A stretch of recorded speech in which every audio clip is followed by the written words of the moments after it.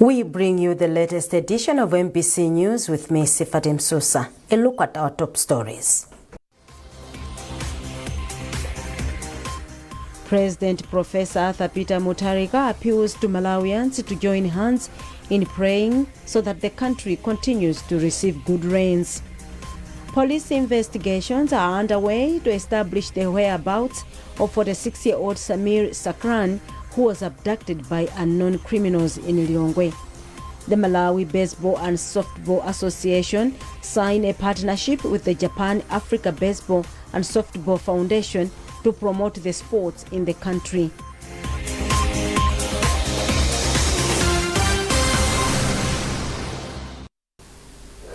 We're glad you could join us. His Excellency the President, Professor Arthur Peter Mutharika, is calling on all Malawians from all walks of faith to join hands in praying that the country should continue receiving good rains for a bumper harvest and further pray for an end to the prolonged dry spells which are being experienced in some parts of the country. Professor Mutharika quotes a holy scripture of 2 Chronicles 7 verse 14, which reads, "If my people who are called by my name shall humble themselves and pray and seek my face and turn from their wicked ways, then will I hear from heaven and will forgive their sin and will heal their land." Likewise, the Holy Quran in Surah Nuh, verse 10 to 12, which declares, "Ask forgiveness of your Lord. Indeed, he is ever a perpetual forgiver.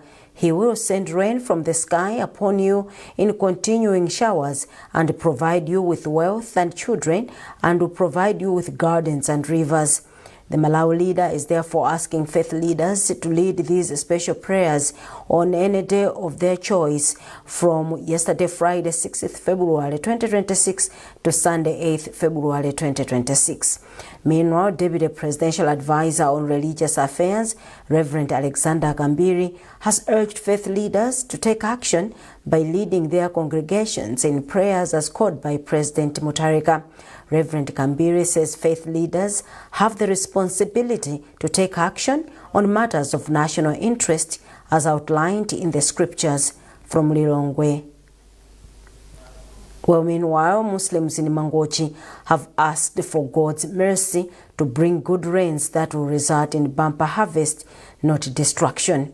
The call has been made during a prayer session held at Mufti Abbas Primary School ground in response to President Mutharika's recent call for religious leaders to pray for good rains. Dave Umar reports.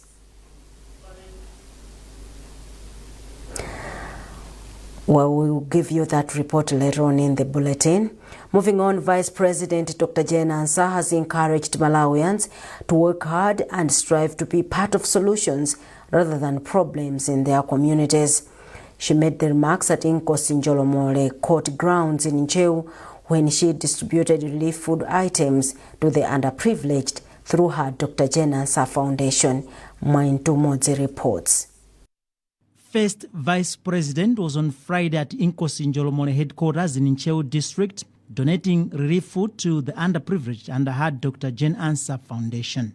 Beneficiaries included the elderly, persons with disabilities, persons with albinism, as well as the youth.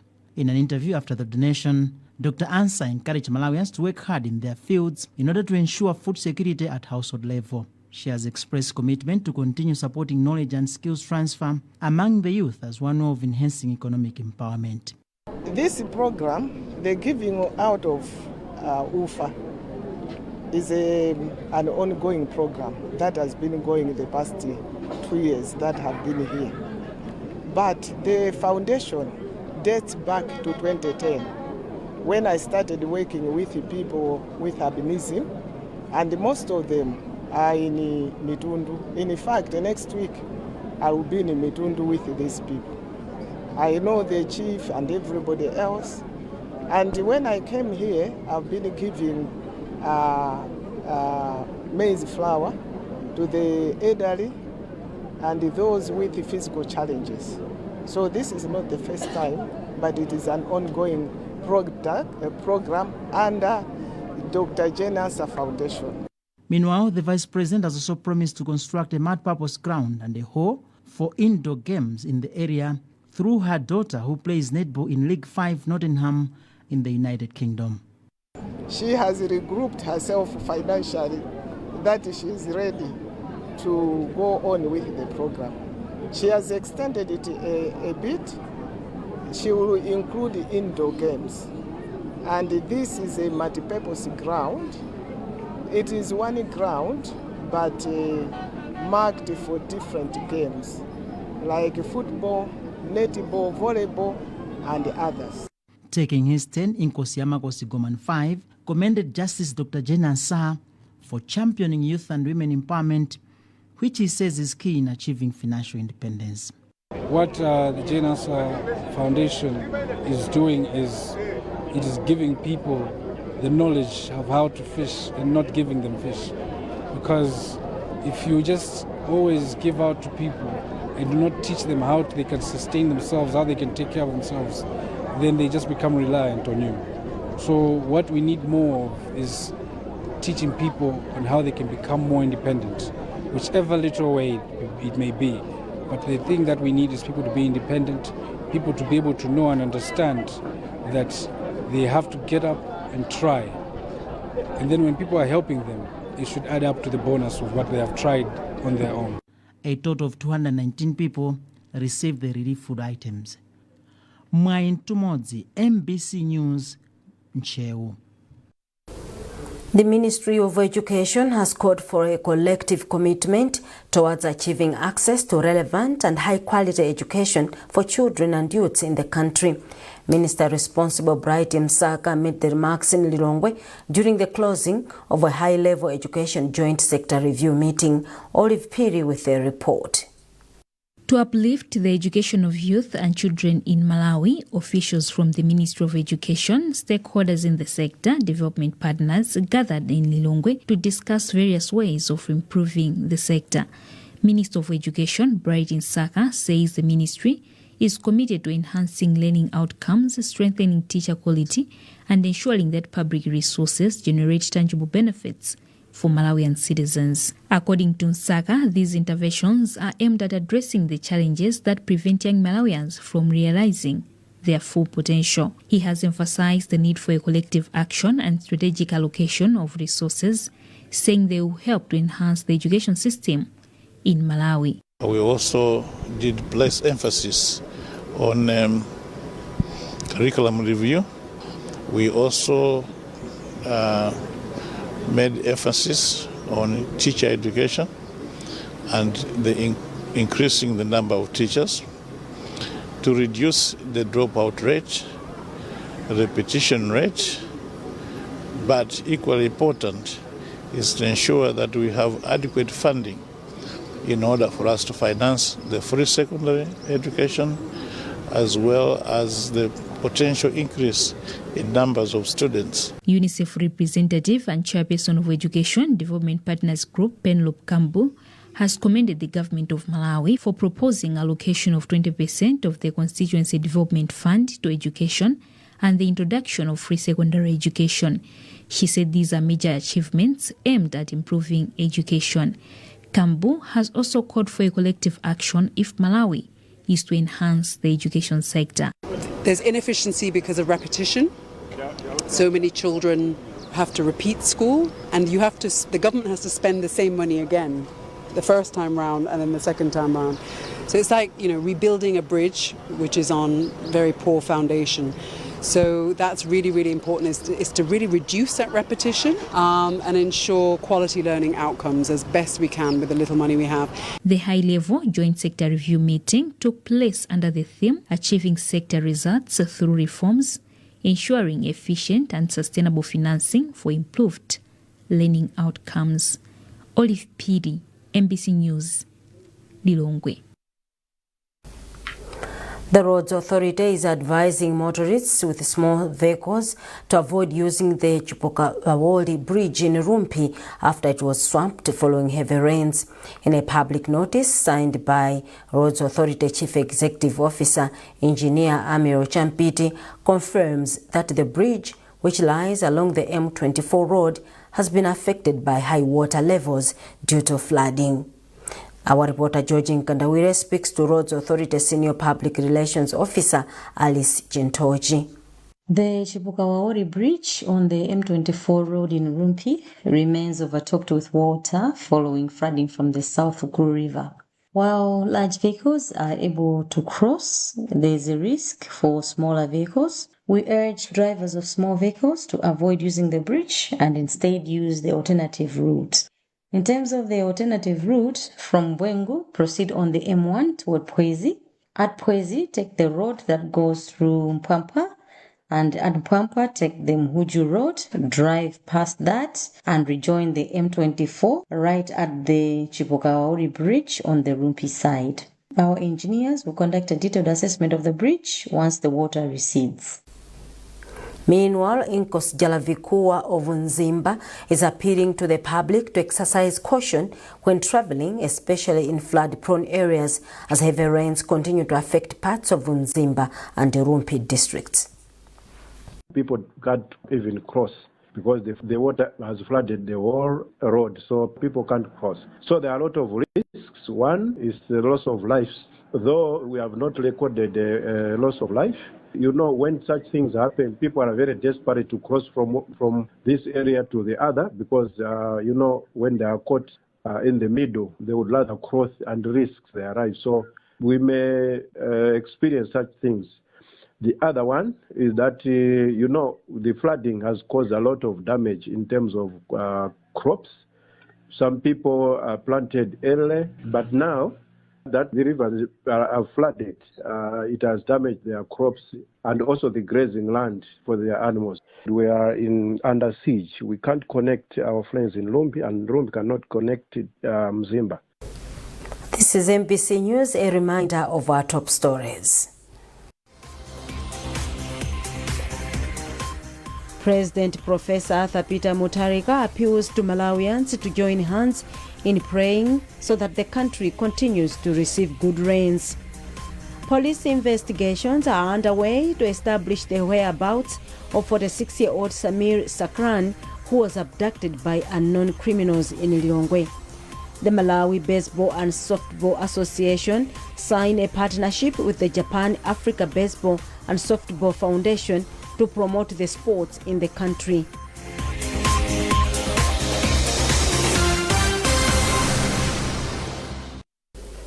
Welcome back. Minister of Homeland Security Peter Mukito says construction of Blantyre police offices will resume soon as government through the Ministry of Finance has released the funds to necessitate the continuation. Mukito made the remarks after touring the construction site in Blantyre. Secret Segula with the details. Upon arrival at Blantyre Police construction site, Mukito and his deputy, Chisale, were taken around the building to appreciate the work that has been done so far. Speaking after the tour, the minister assured the Malawi Police Service that the construction of the building will resume soon since government has made payment to the constructor, City Building Contractor Limited. I know that there are quite a number of delays, and most of those delays have been technical, but some of them has been the issue of payment, and that's why, as we stand, the project is almost stagnated.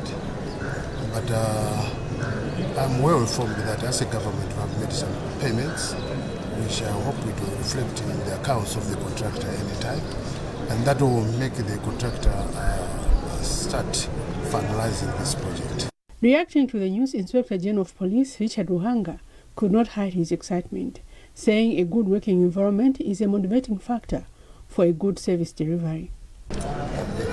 My remark is that of joy, because amongst my priorities, the welfare of the police officers is number one. Not just the welfare of police officers, but also the welfare of the people we serve. And even those who are accused of offenses, the custody, the cells are quite good. So it enables us to do our job professionally. It enables us that we do our work in a very good environment. Managing Director for the company constructing the offices, Tony Faria, says the construction stalled in 2024 due to lack of funding. He added that once they resume, it will take them 8 months to complete. We have stopped the works in beginning of 2024 for 2 years now, there's been no action, no activities on site. Therefore, that's good news. If there's the funding is there, and within 6 to 8 months, the project will be finalized. The construction of Blantyre Police was initially pitched at 5 billion kwacha, but now it has gone up to 11 billion kwacha, out of which government has paid 6 billion kwacha. Earlier, the two ministers toured Blantyre's Southwest Region Police Headquarters. Stations under the Southwest Region serve a population of 1.6 million people. Sigurd Sekula, MBC News, Blantyre. Police in Lilongwe have found the vehicle which was used in the abduction of 46-year-old Samir Sakran on Friday. Lilongwe police publicist Hastings Chigalu says the incident occurred around 10:30 in the morning as Sakran was entering his office premises. Chigalu explains that the three suspects dressed in white robes ambushed the victim, forcibly grabbed him and drove away in a Toyota Fortuner bearing two different registration numbers, KA144455 and KK10085. He adds that the suspects fired 2 shots into the air to scare off people who attempted to rescue Sakrani before fleeing the scene. Chigalu says police have intensified investigations and launched a manhunt to trace the victim and arrest the suspects. Lilongwe police confirms the kidnapping of Samir Sakran, aged 46, who is the managing director of Crossroads Hotel. In fact, the incident occurred on Friday, February 6th at around 10:30 when the victim wanted to enter his office.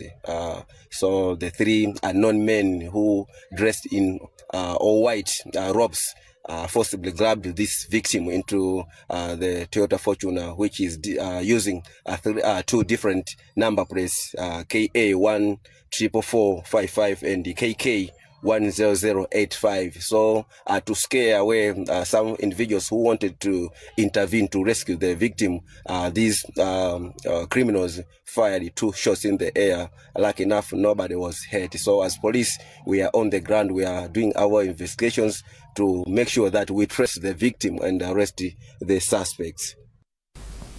Minister of Lands, Housing and Urban Development, Chimwemwe Chipungu, has urged land clerks across the country to desist from corruption when handling land-related matters in order to foster public trust. Chipungu made the remarks in Mponela, Dowa, during an engagement meeting with land clerks from the Central Region on land reforms and devolution. Madalito Muhango reports. Minister of Lands, Housing and Urban Development, Chimwemwe Chipungu, highlighted that land clerks play a vital role in managing land records and educating the community on land-related matters. Chipungu emphasized the need for land clerks to maintain the highest ethical standards and refrain from engaging in practices that can damage their credibility. Chipungu further expressed the government's commitment to ensuring that land reforms benefit all Malawians. The issue of corruption as to land issues in Malawi is very rampant, and we are appealing to all Malawians, not my office only, but all Malawians of good standing, to learn to be people of high morals, high integrity. Land application, land issuance, you are all only supposed to pay the amount that is required according to the laws of Malawi. You don't have to give something for you to get a piece of land. We have to give something to be given a house. It's all stipulated according to the laws of Malawi. One of the land clerks from Cheu District Council, Cuthbert Maonga, said the meeting has provided a platform for land clerks to learn on how they can effectively handle land-related issues at the community level. It was always difficult to transfer data from a paperwork to their computer system.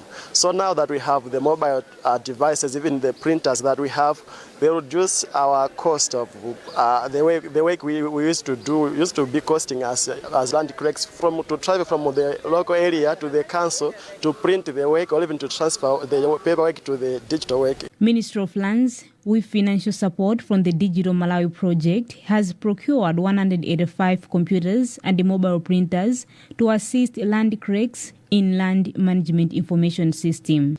Madalito Muhango, MBC News, Dowa. The Parliamentary Committee on Commissions, Statutory Corporations and State Enterprises has proposed the enactment of an Act of Parliament to guide the operations of the National Economic Empowerment Fund, NEEF, to improve its service delivery. The proposal was made in Lilongwe when NEEF officials appeared before the committee to explain how the institution has been operating over the past years. Catherine Banda reports. Appearing before the committee, NEEF Chief Executive Officer Kais Sadala told members that NEEF board has already approved plans to revert the institution's brand name to Malawi Enterprise Development Fund, MEDIF. He acknowledged that the continued rebranding of the institution could be linked to the absence of an Act of Parliament governing its operations. Sadala said that NEEF is currently in process of disposing of agricultural imports and irrigation materials worth over 15 billion kwacha, following over procurement and other challenges faced by the institution. He noted that the imports are now deteriorating. He further explained that over the past 5 years, NEEF has disbursed approximately 240 billion kwacha in loans, with 116 billion released in 2025 alone.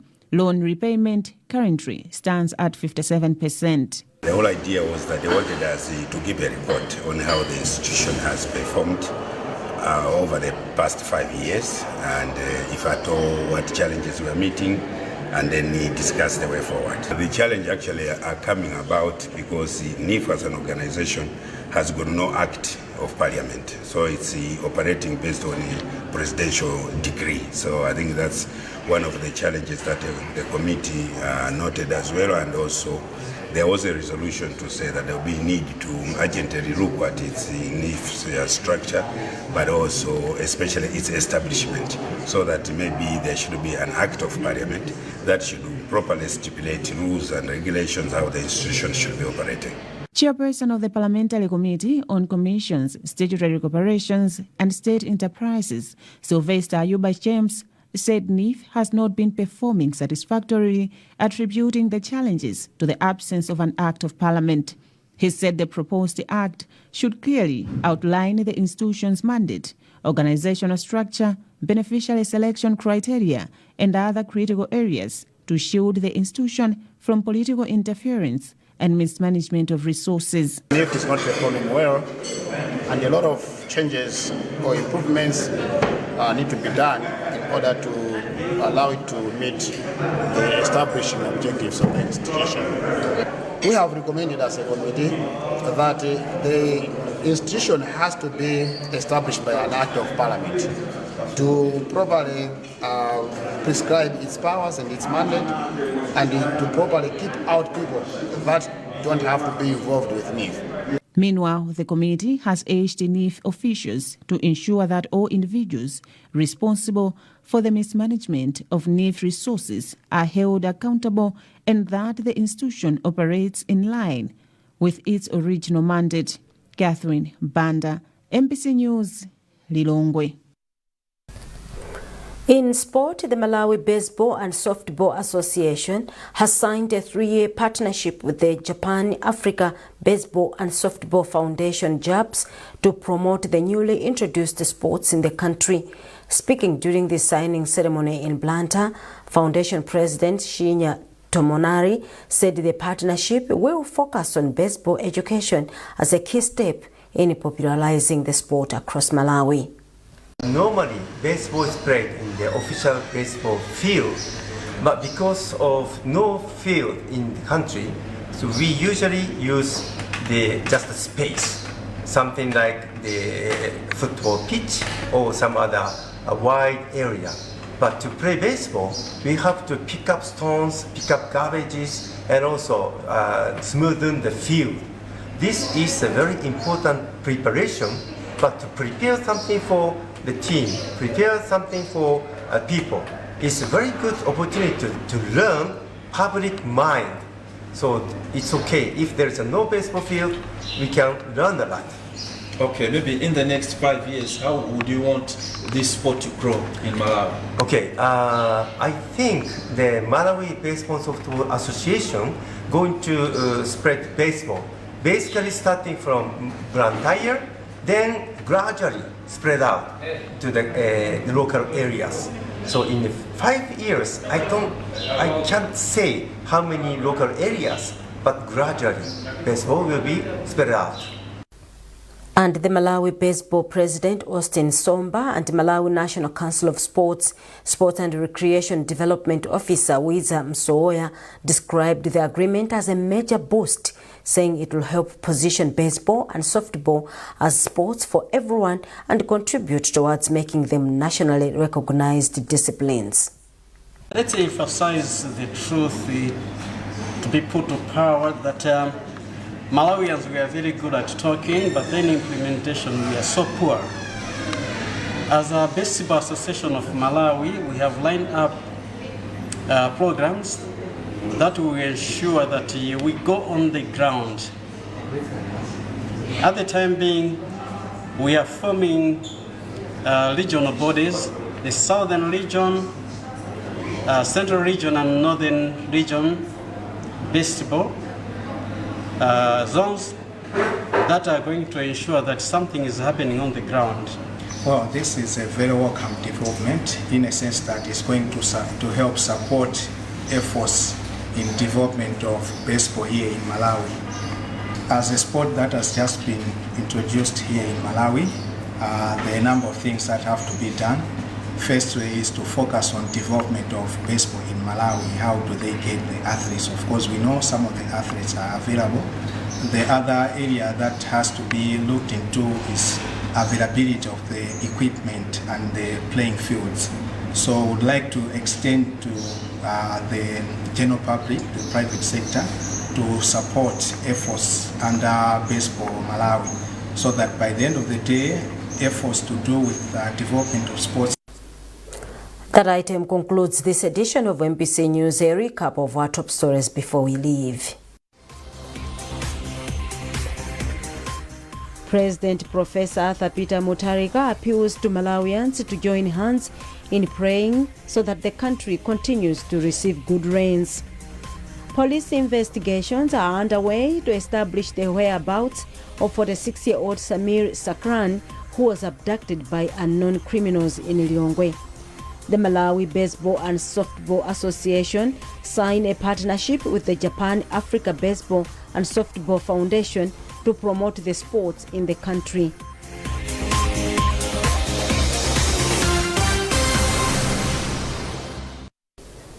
Keep up to date with our news coverage on our digital platforms by scanning the QR code at the top right corner of your TV screen.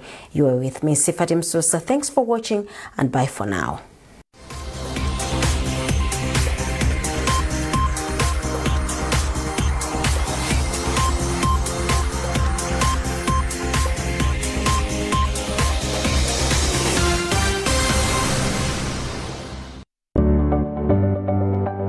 Sabara ino mu program ya Woman Talk. Kuletu